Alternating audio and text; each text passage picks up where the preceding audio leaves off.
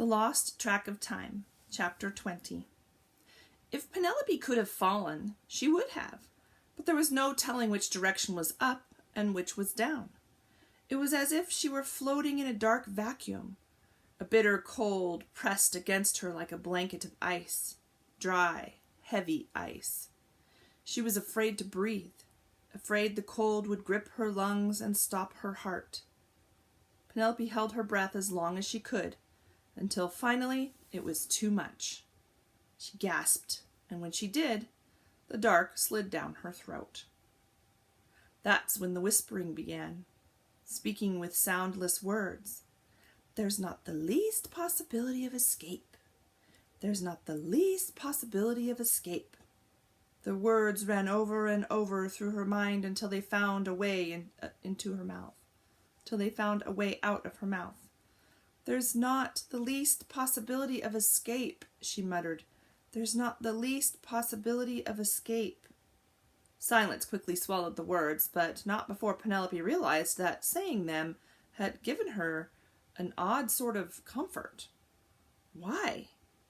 There's not the least possibility of escape. This time she kept the words to herself, looking at them in her mind with a detached curiosity. The darkness had come. It had taken her for its own. There wasn't the least possibility of escape. And then it struck her. The least possibility. Of course! How could she have forgotten? There was the least possibility. It was in her pocket. Penelope reached inside her pocket with frozen fingers, fumbling until... There! She felt it. A slight warmth. Penelope carefully brought out the tiny possibility and cradled it in her palm. It was so dull and faded she could hardly make the words out. You can do it. The darkness immediately began to move. It circled Penelope slowly at first, and then faster and faster, until it was a whirling, sucking gloom. Penelope clutched the least possibility to her chest. Its warmth spread from her hand and into her heart. She opened her fingers and looked down at the tiny speck. It was glowing again. Faint, but true. You can do it. By now the dark was a feverish tempest, whipping around her with desperate force. Penelope didn't worry that it would knock her to the ground or fling her into the air. There was nowhere to go. The darkness was all there was. Except for the light she held in her hand. Did she dare lose it? Fighting the pressure of the storm, Penelope raised her hand, palm flat above her head. The possibility grew heavier, and its light shone brighter, but the dark whirled only faster. You can do it, she told herself.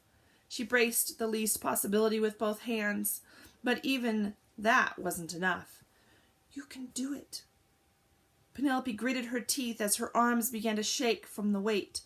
In a fury of movement, the dark snatched the least possibility from her hand and flung it upward and away. But instead of disappearing, it hovered above the dark chaos like a star, piercing it in 100 places. Penelope looked up and saw something that surprised her. Bricks. She had thought the darkness was trying to take her away, but it wasn't. She had thought the darkness was trying to take her away, but it wasn't. The sucking, pulling, and whirling was just the black disappearing like water down a drain. More and more of the pit came into view as the dark slipped away.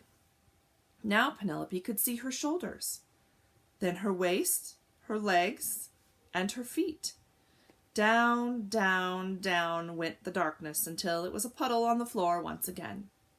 Penelope watched it shrink until it was the teeny tiniest bit of matter, and then, pop, it disappeared altogether. The least possibility crashed to the floor, shattering against the stones into a million tiny sparks. The sparks rushed to one another like magnets, and soon they formed a small cluster. Penelope remembered the great Moodler's words about least possibilities. They can grow to be unusually large if you really consider them. That possibility right there can take you all the way to the moon. Penelope didn't need to go all the way to the moon. She just needed to get to the top of the pit.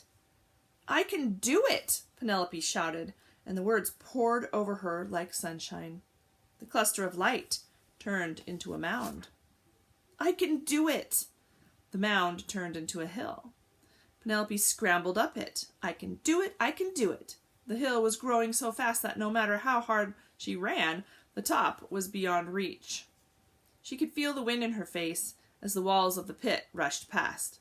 Still, the hill grew higher and wider until the pit itself began to crumble. In a matter of seconds, the least possibility burst out into the open, sending stones flying.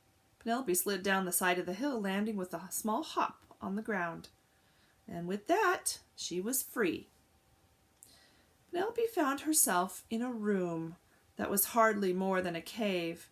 A few lights hung from a low ceiling, and a set of worn stairs cut through the rough stone walls. She had no idea when Kronos would return, but she didn't want to be here when he did. Now there was only one thing left to do: find Dill and get back to the Great Moodler. Penelope sprinted up the stairs for several stories until they stopped at a gray metal door. She caught her breath, then opened it a crack and stuck her head out. She recognized the dark terminal where Officer 10 had taken her and Dill when they first arrived at the tower. She remembered it was a busy place, filled with clockworkers and cars. This time, other than a few fluorescent bulbs flickering on and off, it was completely empty. Penelope saw a driveway off to her left and headed straight for it. She ran up its steep incline, her shoes smacking the concrete floor and her breath coming loud and hard. When she reached the top, the driveway emptied out into the vast courtyard between the tower and the Timely Manor. Above her, a blue sky, not gray, but real blue, peeked out from behind fading clumps of darkness. "The fancies are lifting the shadow," she thought with a thrill of joy. "They're doing it! They're really doing it!" If the fancies were still able to lift the shadow, that meant one thing: Kronos hadn't restored his spell. There was still time to save Dill, if she could find him. "You can do it," she told herself. "You can thwap!" Penelope staggered backward in a mass of blue fur, and as a mass of blue fur engulfed her, she laughed and hugged the fancy. "I'm glad to see you too," she said, and climbed on board. "Now let's go find Dill and get out of here." The fancy took off, heading up the sides of the tower. As they flew, Penelope scanned the ground, but there were no clockworkers or cars or even guards patrolling the parapet around the manor. "Where is everyone?" she whispered. In answer, the fancy sped up. It reached the far corner of the clock tower and rounded it smartly before coming to a halt. Below them, covering every inch of the courtyard's northern quadrant in tight, neat rows, were the clockworkers. All of the clockworkers, thousands and thousands of them, stood facing the Timely Manor, arms at their sides. They looked straight ahead, staring at a set of double doors at the top of a grand staircase. There was a hush in the air, as if they were waiting for something. Penelope searched the crowd for Dill. He must be there. But which one was he? They were all dressed the same, with blue hats that obscured their faces. Her only hope was to see a hint of his red hair. At that moment, the doors of the Timely Manor opened, and Kronos stepped out. Penelope crouched down on the fancy's back, urging it to fly even higher. The fancy hugged the side of the tower as it flew, and its blue fur turned gray, blending in with the stone wall and forming a perfect camouflage. As Penelope watched, Kronos approached a microphone at the top of the ornate staircase and spoke. "You have been off the clock too long. Trouble has sprung from your idleness." He pointed at the sky and the fading shadow, his thin lips pressed into a frown. "Soon I will restore order to the realm. The clocks will begin again, and so will your work." He dug into his pocket and brought out his watch. Gripping it in his fist, he held it up in the air. "Never forget," he shouted. "Time is on my side." Penelope stared down at Kronos. The blue sky and sunshine highlighted his pale, pinched face. She remembered looking up at him from the pit. He had looked powerful then, but from here, he looked small, and something else. Unhappy? Was that what she saw in his face? No, she decided. He doesn't look unhappy. He looks afraid. The thought rang out in Penelope's mind with absolute clarity, and she knew she had hit upon the truth. Kronos was afraid. afraid the shadow of doubt would fade, afraid the clockworkers would see beyond it, afraid the people of the realm would believe in the impossible and the great Moodler would return. Penelope thought about the realm of impossibility. Even though she couldn't see it or touch it, it was somehow there. And in its there-ness, it was a great power. According to the great Moodler, the two realms, the realm of possibility and impossibility, were intermingled. One couldn't exist without the other. Kronos hid that fact behind the shadow, but the shadow was fading, and if it faded, his power went with it. "Time is on my side," Kronos screamed again. His voice had a whining undertone that Penelope hadn't noticed before. She imagined him stomping his foot like a 3-year-old and tried not to laugh. Kronos opened his fist, and the pocket watch swung back and forth on its chain. He held the swaying watch up in front of the microphone, and a soft ticking sound filled the air. Tick, tock, tick, tock, tick, tock. But just as it had done when Penelope was in the pit, the ticking didn't stay soft for long. It grew louder and more insistent until Kronos didn't need the microphone at all. The clockworkers stared straight ahead, eyes trained on the watch. Tick, tock, they chanted in unison. Tick, tock. With each word, a wisp of something like smoke escaped their lips. Soon a dark haze hovered over each clockworker. Each haze grew thicker as they chanted until it began to take on a shape, a ghostly human shape. The shape sprouted long waving arms and beckoning fingers that sent chills down Penelope's back. She had seen this darkness before. It had plagued her in the pit. Darker than the dark of night, the forms were like small black holes in the sky. Penelope knew they wouldn't stay small for long. Sure enough, as soon as a dark form fully materialized, it lifted up into the air, stretching its long fingers toward the faint shadow waiting above. With a sickening feeling, Penelope realized what she was seeing. Doubts.